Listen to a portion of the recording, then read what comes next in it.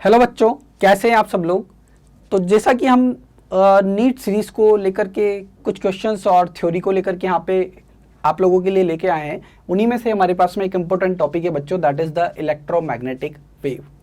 सो electromagnetic wave को start करने से पहले मैं आपको बेसिक चीज़ों के बारे में बता देना चाहता हूँ। जैसा कि हमें पता है कि अगर एक हमारे पास में करंट कैरिंग वायर होता है बच्चों, तो करंट कैरिंग वायर के अराउंड हमारा एक मैग्नेटिक फील्ड प्रेजेंट करता है, ठीक है, जिसे ओरस्टेड के एक्सपेरिमेंट से हमने समझा है।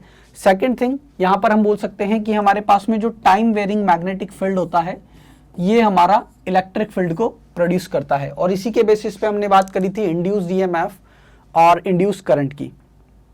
तो सिमिलरली यहाँ पर मैक्सवेल क्या बोलता है कि जहां कहीं पर भी हमारा varying time varying electric field होगा, then it will produce a magnetic field, और जब मैग्नेटिक फील्ड प्रोड्यूस होगा, इसके करस्पॉन्डिंग हमारे पास में एक करंट होता है, that is the displacement current. तो यहाँ पर डिस्प्लेसमेंट करंट की क्या रिक्वायरमेंट हो रही है, क्यों मैक्सवेल एंड डिस्प्लेसमेंट जो हमारा करंट है उसको एज्यूम किया।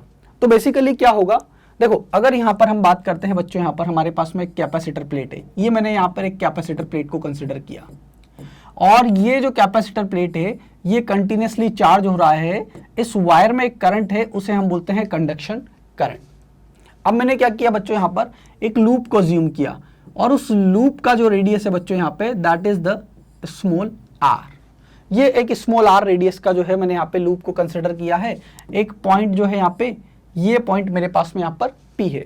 तो P पॉइंट पर अगर हम यहाँ पर मैग्नेटिक फील्ड की बात कर रहे हैं बच्चों, तो इसके लिए हम क्या लिख सकते हैं, line integral of B dot DL and it is equal to mu not summation I। तो इस लूप से जो करंट पास कर रहा है that is equal to IC, because यहां से जो है इस लूप को पेनेट्रेट कर रहा है ये कंडक्शन करंट। तो इसके अकॉर्डिंग अगर हम देखेंगे B की बात करेंगे, at a point P it will non zero. इसका मतलब P पॉइंट पर हमारा एक मैग्नेटिक फील्ड एग्जिस्ट करेगा, डेफिनेटली एग्जिस्ट करेगा। बट सेकंड कंडीशन में अगर हम बात करते हैं, और अगर आप इसका एक्सप्लेनेशन देखना चाहते हो बच्चों, तो आप एनसीईआरटी ओपन करके देख सकते हो, बहुत अच्छे तरीके से वहां पर इसको समझाया हुआ है। एनसीईआरटी में क्या किया हुआ है, अगर आप देखोगे उसने दो मेथड्स को यूज लिया हुआ है। जैसे कि यहाँ पर एक कंडक्शन करंट है, ये कंडक्शन करंट यहाँ पे एस्टेब्लिश है बच्चों, दैट इज IC, और हमने क्या किया, या तो हम टेफिन लाइक लूप का अजम्पशन लेते हैं, ये यहाँ पे इस तरह से टेफिन लाइक, ये एक क्लोज लूप है, और फिर से हम यहां पर पॉइंट P के लिए जो है, फिर से पॉइंट P के लिए हम यहां पर इस पॉइंट P पर मैग्नेटिक फील्ड फाइंड आउट करना चाह रहे हैं। तो इस क्लोज लूप से अगर पास होने वाले करंट की बात करते हैं, तो ये IC तो करंट एंटर कर रहा है, बट यहां पर इसको पेनेट्रेट नहीं कर पा रहा है। इसका मतलब समेशन I का जो वैल्यू है यहां पर वो जीरो हो जाएगा। तो अगेन अगर हम यहां पे लिखते हैं close integration B dot DL, so it is equal to zero. और इस कंडीशन में अगर हम यहां पर बच्चों P पॉइंट पर मैग्नेटिक फील्ड की बात करेंगे, इसका मतलब ये जीरो होगा, डेफिनेटली इसको जीरो होना होगा, क्योंकि जो हमारा लाइन इंटीग्रल होगा DL, ये तो जीरो नहीं है भाई। ये जो लूप है हमारे पास, इसका कुछ ना कुछ तो लेंथ है, तो ये तो नॉन जीरो है। और एंगल की बात करेंगे तो कॉस जो थीटा होगा वो भी जीरो नहीं होगा, इसका मतलब डेफिनेटली भी को यहां पे जीरो होना होगा। तो ये तो हमारा जो है ये कॉन्ट्राडिक्ट कर रहा है जो हमारी थ्योरी है कि करंट कैरिंग कंडक्टर होता है, इसके चारों ओर हमारा मैग्नेटिक फील्ड प्रेजेंट करता है। और इसी इनकंसिस्टेंसी को दूर किया मैक्सवेल की जो थ्योरी है, that is the displacement current. तो मैक्सवेल ने क्या बोला बच्चों, मैक्सवेल ये बोलता है कि जब यहां पर ये IC करंट इसमें फ्लो कर रहा है, इसका मतलब इस पर जो चार्ज है, इस पर जो चार्ज है किसी टाइम पर, let suppose it is Q, तो वहां पर जो इलेक्ट्रिक फील्ड होगा that is Q upon A epsilon not. और यहां पर जो फ्लक्स इलेक्ट्रिक फ्लक्स होगा किसी इंस्टेंट पे, उस इलेक्ट्रिक फ्लक्स को हम लिख सकते हैं बच्चों phi E, it is equal to E into A। और अगर हम यहां पर rate of change of electric flux की बात करते हैं, that is d phi E by dt, that is A and it is dE by dt। सो E का वैल्यू तो हमारे पास में Q upon A epsilon not है, सो A is constant, epsilon not is also constant, तो ये तो बाहर आ जाएगा बच्चों। तो यहां पर ये बन जाएगा हमारे पास में A and 1 upon a epsilon not is बाहर आ जाएगा और ये हो जाएगा d q by d t. So A से कैंसिल आउट। सो यहां पे हम लिख सकते हैं that is d phi E by d t and epsilon naught को हमने यहां पे मल्टीप्लाई कर दिया, that is d q by d t. ये d q by d t का मतलब क्या हुआ? Rate of increment of charge on this plate, या हम बोल सकते हैं कि rate of flow of charge, that is called the conduction current. So ये तो हमारा कंडक्शन करंट जो है उसको हम ऐसा भी बोल सकते हैं D q by d T. और मैक्सवेल यही बोलता है कि जहां पर भी आपका टाइम वेरिंग इलेक्ट्रिक फील्ड होगा तो वहां पर एक आपका टाइम वेरिंग इलेक्ट्रिक फ्लक्स भी होगा।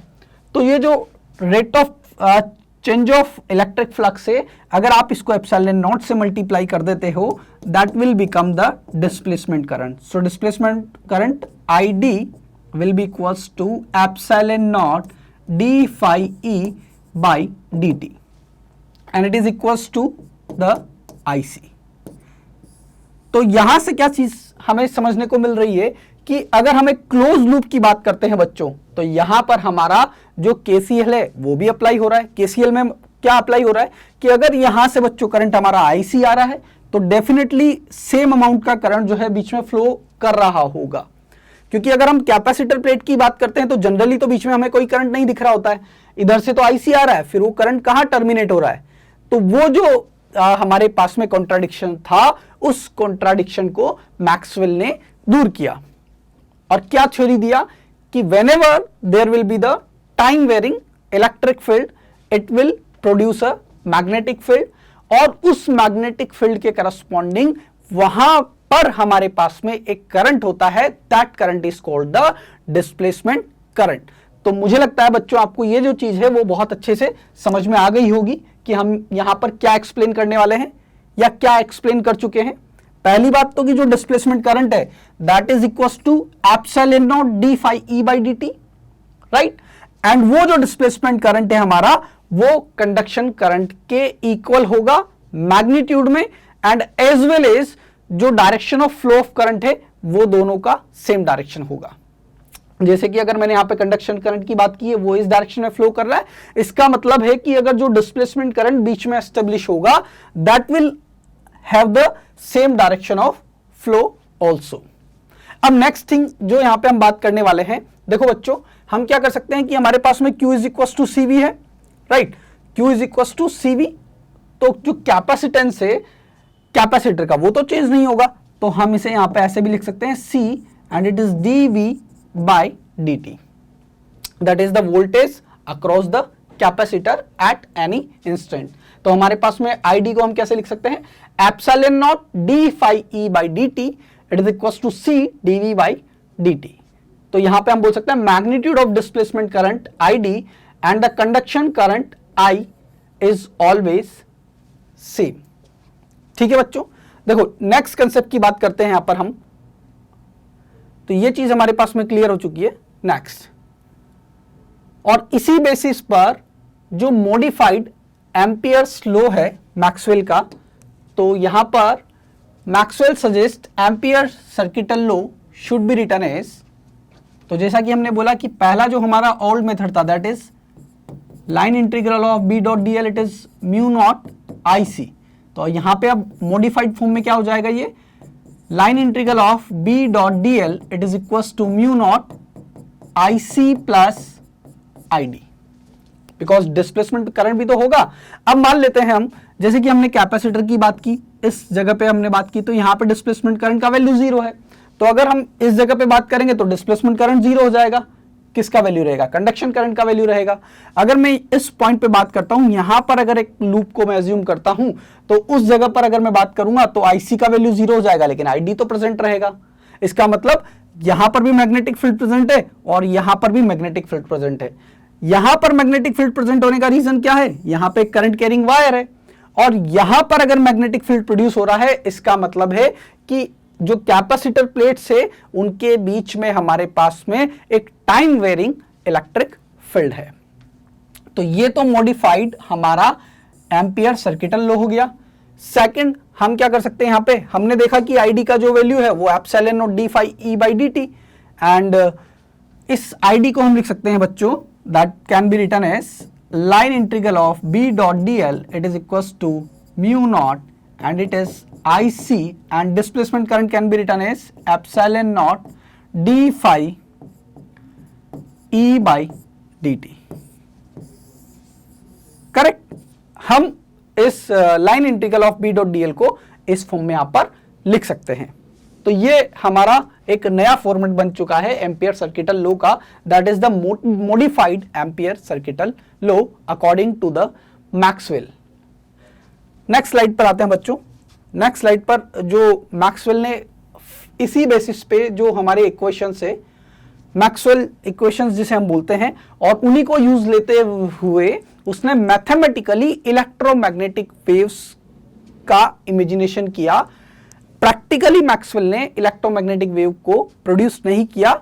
इनके जो स्टूडेंट्स थे हर्ट्ज, तो उन्होंने जो है प्रैक्टिकली इलेक्ट्रोमैग्नेटिक वेव को प्रोड्यूस किया, लेकिन इन्होंने मैथमेटिकली जो है इन्हीं इक्वेशंस को यूज लेते हुए इलेक्ट्रोमैग्नेटिक वेव के इक्वेशन को बता दिया और कैसे उनका प्रोपोगेशन होता है, साथ में जो electric field and magnetic field produce होता है उनका डायरेक्शन क्या होगा, ऑसिलेशन कैसा होगा, उन्हीं सब चीजों को इन इक्वेशंस के बेसिस पे उन्होंने एक्सप्लेन किया। तो जो हमारे पास में फर्स्ट इक्वेशन है that is the B vector dot ds vector for the close loop. So close loop से पास होने वाला जो हमारा मैग्नेटिक फ्लक्स होता है दैट इज 0। पहला मैक्सवेल इक्वेशन है। तो जैसा कि हम जानते हैं कि जो हमारा मैग्नेट होता है that will not present in a single pole. कभी भी हमारे पास में n मोनोपोल कभी भी एग्जिस्ट नहीं करता है, या अगर हम ओनली साउथ पोल की बात करते हैं तो कभी भी वो एग्जिस्ट नहीं करेगा। तो अगर हम एक क्लोज लूप की बात करते हैं फॉर अ मैग्नेट, जैसे कि हमने यहाँ पे बात की n और s, चाहे मैं क्लोज लूप ऐसा ले लूं, तो इस क्लोज लूप के लिए अगर हम बात करेंगे तो यहां से जितनी मैग्नेटिक फील्ड लाइंस बाहर निकलेगी उतनी ही मैग्नेटिक फील्ड लाइंस वापस आकर के यहाँ पे टर्मिनेट होगी। या मैं अगर मान लो एक लूप मैंने ऐसा ले लिया, इन दिस केस या इन दिस कंडीशन हम ये देख सकते हैं तब भी हमारे पास में जो क्लोज इंटीग्रेशन होगा that is the B dot ds, it is also 0। Next हमारे पास में क्या हुआ यहां पर, that is the close line integral of E dot dl, it is equals to minus d by dt of phi m। तो obvious सी बात है, ये चीज हम ऑलरेडी पढ़ चुके हैं कि हमारा जो इंड्यूस्ड EMF होता है that is equals to minus d by dt of phi m according to the Faraday and Lenz law. वहां पर इंड्यूस EMF को कैसे बताते हैं, minus d phi m by d t. ये जो फाई एम है that is the magnetic flux, and ये जो माइनस का साइन था इसको दिया था लॉरेंज ने। लेंस के अकॉर्डिंग ये माइनस का साइन दिया जाता है। सो ये बोलता है कि मैग्नेटिक इंड्यूस्ड EMF उसी रीजन का अपोज करता है जिसकी वजह से वो जनरेट होता है। सेकंड, ये वाली इक्वेशन को मैक्सवेल ने यूज किया। थर्ड जो यहां पे हमारे पास में इक्वेशन है बच्चों that is close integration of B dot DL, and इसको तो हम बोलते हैं मॉडिफाइड एम्पियर सर्किटल लॉ। तो फर्स्ट तो हमारा कौन सा हो गया, मैग्नेटिक फ्लक्स। सेकंड वाला हो गया हमारे पास में इंड्यूस्ड EMF की इक्वेशन। थर्ड वाली इक्वेशन हमारे पास में हो गई ampere circuital law, that is mu not IC plus ID जिसे हम बोल सकते हैं। और फोर्थ इक्वेशन हमारे पास में हो गई जो कि डिस्प्लेसमेंट करंट को यहां पर डिनोट करती है। डिस्प्लेसमेंट करंट कैसे, कि जो हमारा टाइम वेरिंग इलेक्ट्रिक फील्ड होता है that will produce the magnetic field. तो इन्हीं इक्वेशंस को अगर हम यूज में लेते हैं, बिकॉज हमें पता है कि अगर हम क्लोज लूप लाइन इंटीग्रल की बात करते हैं B dot DL, and B dot DL is equals to mu not summation I। Let suppose कि कंडक्शन करंट का वैल्यू 0 है किसी इंस्टेंट पर, तो कंडक्शन करंट नहीं होगा तो दैट मींस डिस्प्लेसमेंट करंट होगा। अगर वहां पर मैग्नेटिक फील्ड है तो डिस्प्लेसमेंट करंट होगा। तो डिस्प्लेसमेंट करंट को हम लिख सकते हैं बच्चों, बिकॉज हमारे पास में IC प्लस ID होता है। अब IC तो हमारे पास में उस इंस्टेंट पे 0 है, कैपेसिटर प्लेट्स के बीच की बात कर रहे हैं, तो यहां पर ID का जो वैल्यू होगा that is equals to mu naught and ID it is equals to epsilon naught and it is d phi E by dt।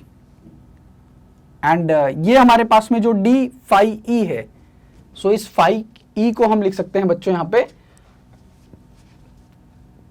इस फाई ई को हम यहाँ पे क्या लिख सकते हैं, इस फाई ई को हम as a form of flux लिख सकते हैं। कैसे लिख सकते हैं, mu naught epsilon not d by d t and close loop integration of E vector dot d S vector.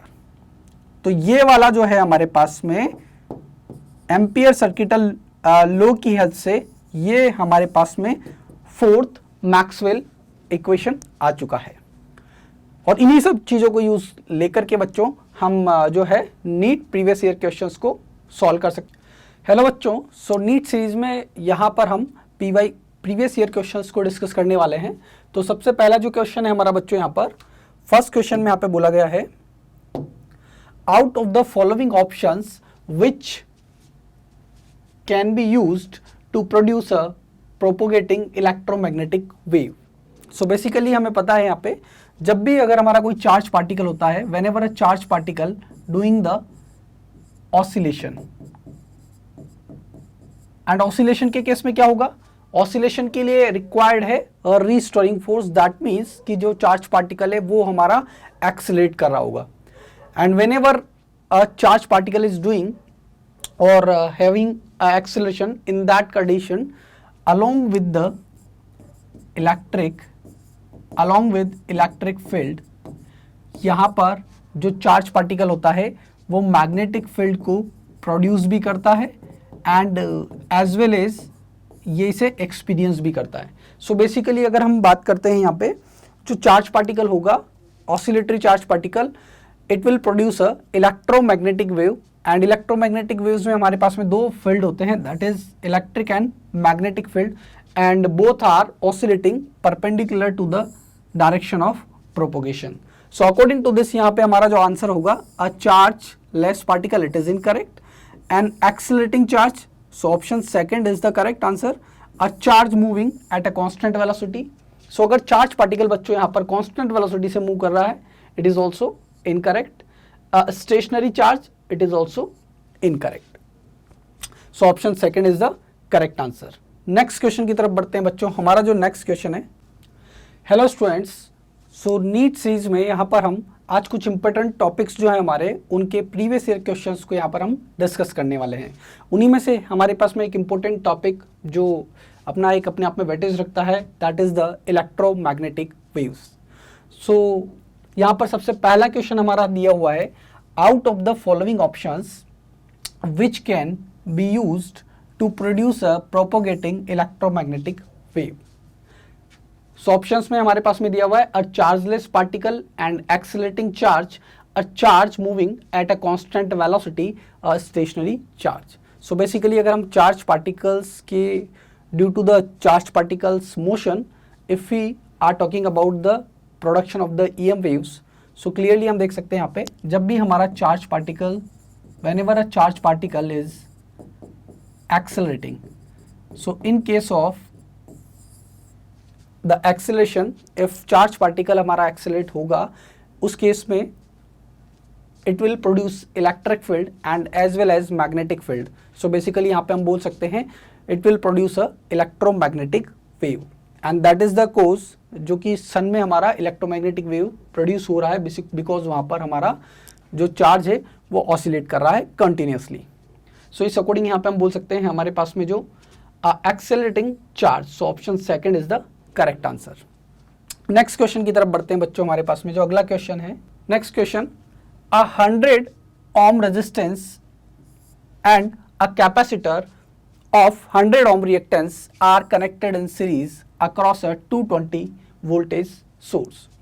So यहाँ पे हम देख सकते हैं हमारे पास में जो resistance दिया हुआ है that is 100 ohm and capacitive reactance it is also equals to 100 ohm and both are connected in series with a voltage source that is equals to 220 volt. So इस अकॉर्डिंग यहाँ पे हम देख सकते हैं जो हमारा पीक वैल्यू होगा that is equals to, because we know VRMS it is equals to VM or V naught by √2.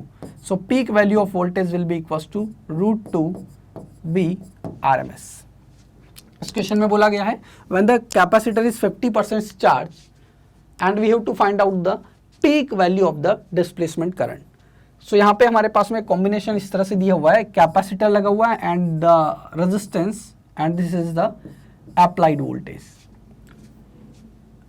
सो इस केस में देख सकते हैं जो कंडक्शन करंट का जो पीक वैल्यू होगा that is equals to the peak value of the displacement current.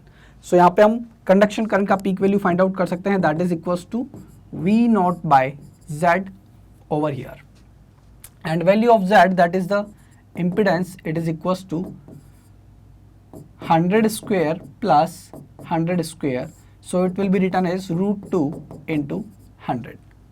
So I see the peak value of the conduction current will be equals to V naught, that is equals to √2 VRMS, and VRMS over here it is 220 divided by √2 into 100, so it is equals to 2.2 ampere.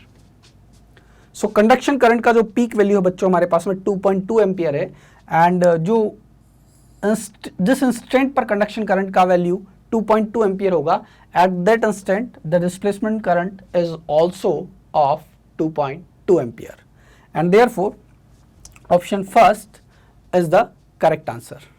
Next question की तरफ बढ़ते हैं बच्चों। हमारे पास में जो अगला क्वेश्चन है, नेक्स्ट क्वेश्चन है, इस क्वेश्चन में बोला गया है बच्चों, an electromagnetic wave in free space the root mean square value of the electric field is ERMS। So यहाँ पे हमें दिया हुआ है that is ERMS, it is equals to 6 volt per metre. The peak value of the magnetic field is, so we know the speed of light or electromagnetic wave can be written as ERMS divided by BRMS. So BRMS can be written as ERMS by C. So it is 6 divided by 3 into 10 raised to 8. So on solving it will become 2 into 10 raised to minus 8 Tesla, and we know the BRMS can be written as B naught by √2. So peak value of the magnetic field over here, because we have to find out the peak value of the magnetic field, so B naught will become √2 into B naught, and that is equals to 2 √2 into 10 raised to minus 8 Tesla. So on solving, this 2 √2 will be equals to 2.83, and it is multiplied by with the 10 raised to minus 8. So option first will be the correct answer. Next question की तरफ बढ़ते हैं बच्चों। An EM wave is propagating in a medium with a velocity v vector, it is equals to vi cap. So यहाँ पे जो हमारे पास में velocity दिया हुआ है in a medium it is v I cap. The instantaneous oscillating electric field of this EM wave is along plus y axis over here. So यहाँ पे बोला गया है कि जो इलेक्ट्रिक फील्ड है उस इंस्टेंट पर, at that instant it is oscillating along the plus Y axis. इसका मतलब यहाँ पर जो इलेक्ट्रिक फील्ड के ऑसिलेशन का डायरेक्शन है वो y के अलोंग है, बट उस इंस्टेंट पर यहाँ पे ये प्लस y के अलोंग ऑसिलेट कर रहा है at this instant, and electromagnetic wave is propagating along the positive x direction. So this is the direction of propagation of the electromagnetic wave. This is the direction. So we can write the S cape will be in this direction. That is the pointing factor. Now the direction of the oscillating magnetic field of the EM wave will be along. So we know E cape cross B cape will be equals to the S cap, that is the direction of propagation. Now at this instant E cap it is equals to J cap, and the direction of oscillating magnetic field, let's suppose it is N cap. So J cap cross N cap, and S cap over here it is I cap. So let's suppose if this N cap is K cap over here, so J cap cross K cap, so J cross K will give the I cap. So therefore N cap it is equals to K cap. So यहाँ पर हमारे पास में oscillating magnetic field का जो direction होगा EM wave में, that is along the positive Z direction. So option second is the correct answer. Next question की तरफ बढ़ते हैं बच्चों। अगला जो क्वेश्चन है हमारे पास में, अगले क्वेश्चन में हमें यहाँ पे बोला गया है which colour of the light has the longest wavelength. और यहाँ पर 7 कलर, जो 7 विजिबल कलर होते हैं उनमें से हमें फाइंड आउट करना है। तो हम जानते हैं easily PIBGYOR। So in this order, this is the order of the wavelength in increasing. So इस ऑर्डर में जो है हमारा इलेक्ट्रोमैग्नेटिक वेव का वेवलेंथ इंक्रीज होता है, या हम बोल सकते हैं एनर्जी जो है वो डिक्रीज होता है। ये एक ऑर्डर है हमारा इंक्रीजिंग ऑर्डर में। तो सबसे ज्यादा जो यहाँ पे वेवलेंथ है that is the last colour हमारे पास में है रेड कलर, और रेड कलर हमारा ऑप्शन में भी है। So red colour has the longest wavelength among all the 4 colours. So option 4 हमारा, ऑप्शन फर्स्ट हमारा यहाँ पे करेक्ट आंसर होगा। नेक्स्ट क्वेश्चन की तरफ बढ़ते हैं बच्चों। अगला जो क्वेश्चन है हमारे पास में, इस क्वेश्चन में बोला गया है बच्चों the ratio of the contribution made by the electric field and the magnetic field components to the intensity of an electromagnetic wave is। जहां पर C हमें बोला गया है speed of the electromagnetic waves है। सो अगर एक इलेक्ट्रोमैग्नेटिक वेव्स की बात कर रहे होते हैं, वहां पे हमारे पास में जो एनर्जी का जो डिस्ट्रीब्यूशन होता है वो equally electric field and as well as magnetic field के पास इक्वली डिस्ट्रीब्यूट होता है। सो इस अकॉर्डिंग अगर हम यहाँ पर रेशियो देखेंगे, that ratio will be equal to 1:1। So equally energy जो है हमारा इलेक्ट्रिक फील्ड के पास होगा, and the same energy will be in form of magnetic field. So therefore this ratio will be 1:1। So option 1 is the correct answer. अगला जो question है बच्चों हमारे पास में, इस क्वेश्चन में बोला गया है a capacitor of capacitance C is connected across an AC source of voltage V given by V is equals to V naught. So V it is equals to V naught sin omega t. So यहाँ पे हमारे पास में एक capacitor है and उसके across जो हमारा अप्लाइड वोल्टेज है that is V it is equals to V naught sin omega t. And इस केस में हमें फाइंड आउट करना है the displacement current between the plates of the capacitor would then be given by.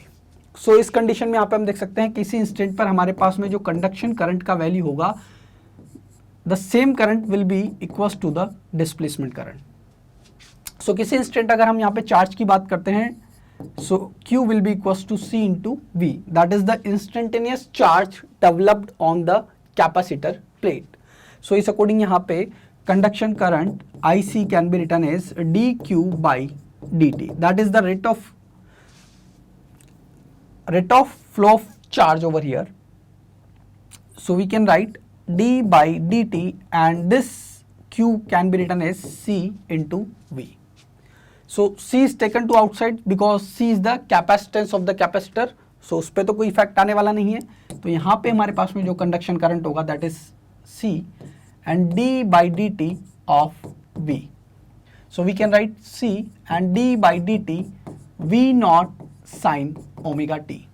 सो ये value हमारे पास में हो जाएगा C V naught and sine omega t cos omega t, differentiation जो होगा साइन ओमेगा टी का cos omega t into omega, and this is the conduction current at any instant, और यही हमारा जो है वो डिस्प्लेसमेंट करंट के इक्वल होगा।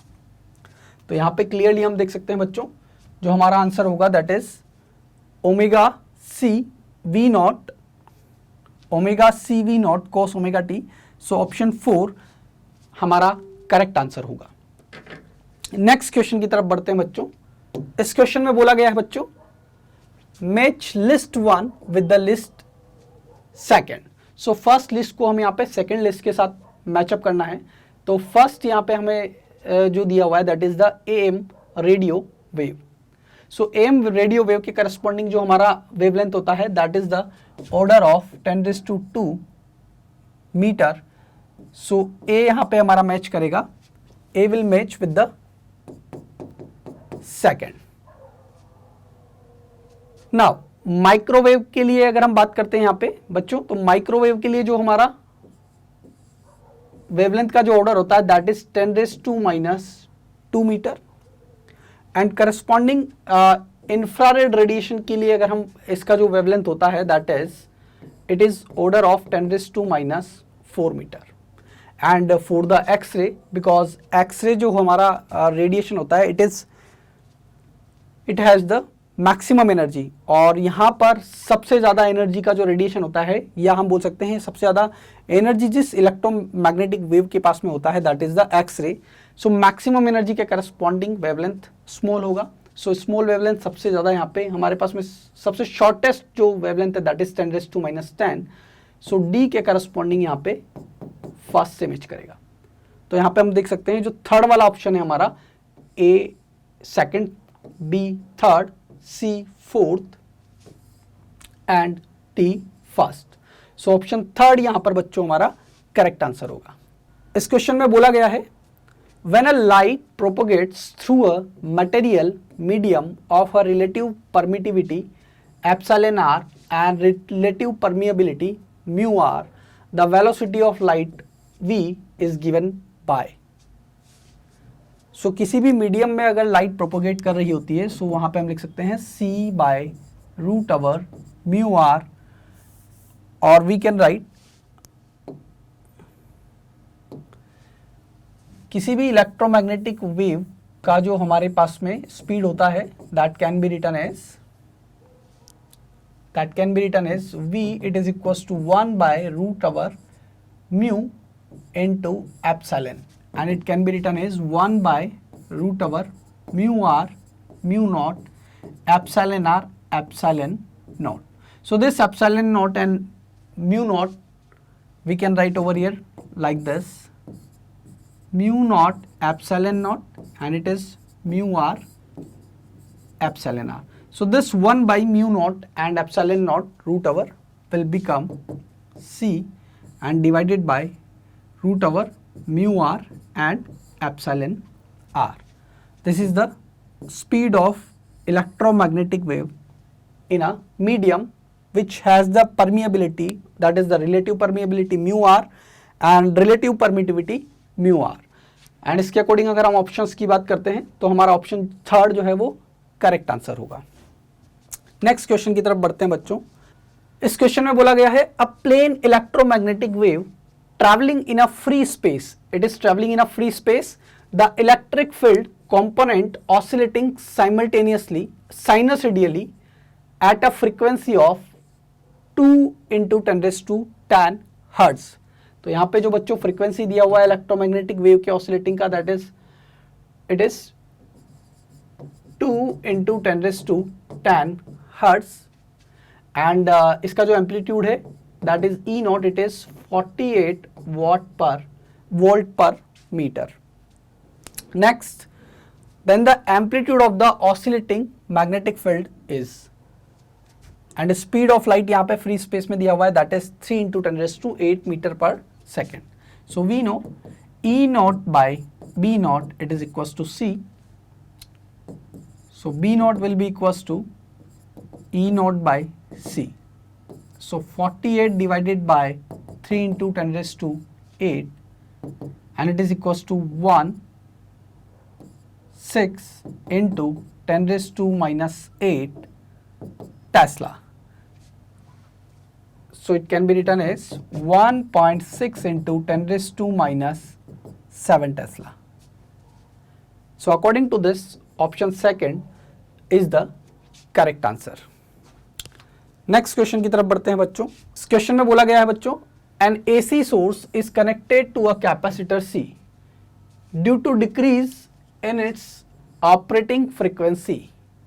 सो यहाँ पे हम देख सकते हैं हमें कमेंट करना है डिस्प्लेसमेंट करंट के लिए एंड कैपेसिटिव रिएक्टेंस के लिए। तो फर्स्ट ऑफ ऑल अगर हम यहाँ पे कैपेसिटिव रिएक्टेंस की बात करते हैं that is equals to 1/ωc.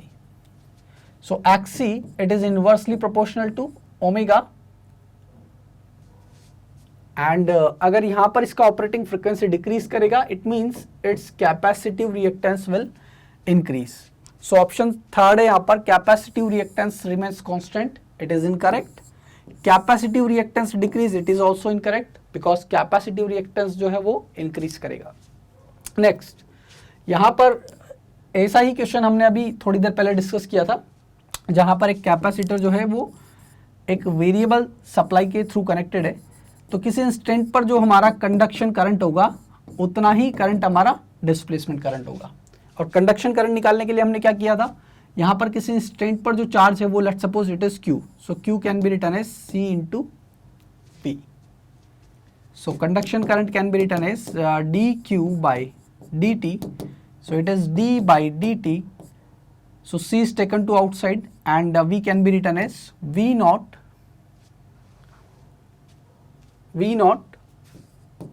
sin omega t.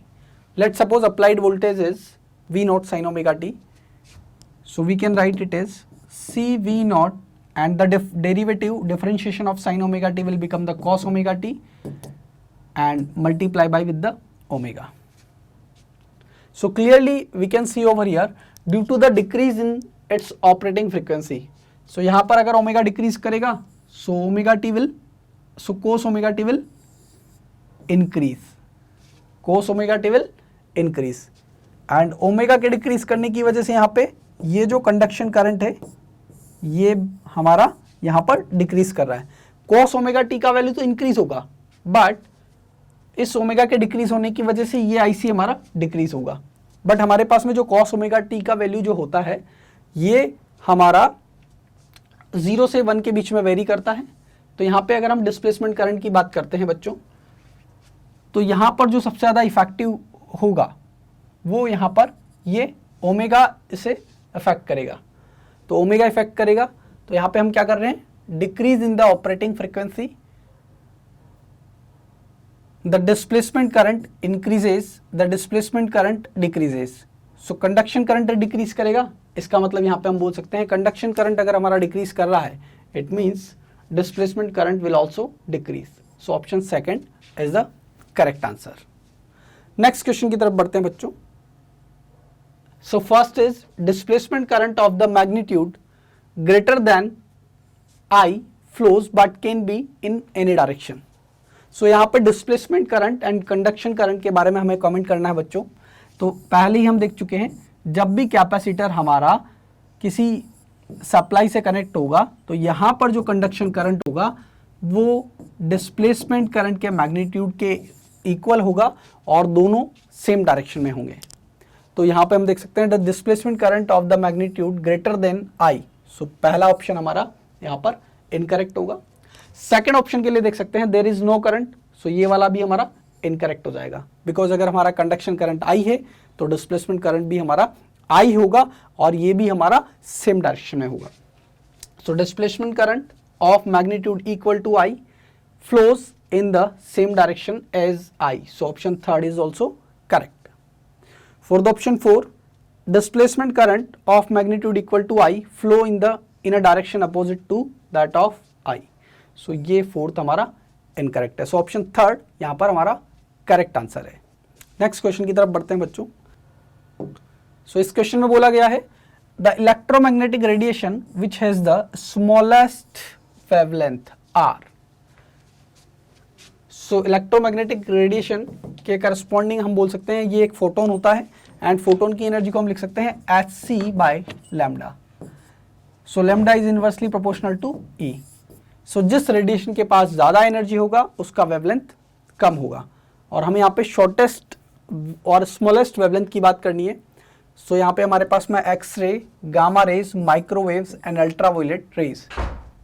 सो सबसे ज़्यादा जो एनर्जी होती है हमारे पास में that is the gamma rays. So gamma rays has the highest energy and corresponding to the, अगर एक्सरे और गामा रेज को भी हम कंपेयर करते हैं तो सबसे ज़्यादा जो एनर्जी वाला रेडिएशन होता है that is the gamma raise. इसीलिए यहाँ पर जो वेवलेंथ होगा वो शॉर्टेस्ट होगा गामा रेज के केस में। सो ऑप्शन सेकंड हमारा यहाँ पे करेक्ट आंसर होगा। नेक्स्ट क्वेश्चन की तरफ बढ़ते हैं बच्चों। अगला जो क्वेश्चन है हमारे पास में, नेक्स्ट क्वेश्चन है बच्चों हमारे पास में और ये रीनीट में आया हुआ क्वेश्चन है। तो आप देख सकते हैं इस क्वेश्चन में बोला गया है if the ratio of the relative permeability and relative permittivity of the uniform field is 1:4, the ratio of the magnitudes of the electric field intensity E to the magnetic field intensity H of the EM wave propagating in that medium is. So यहाँ पे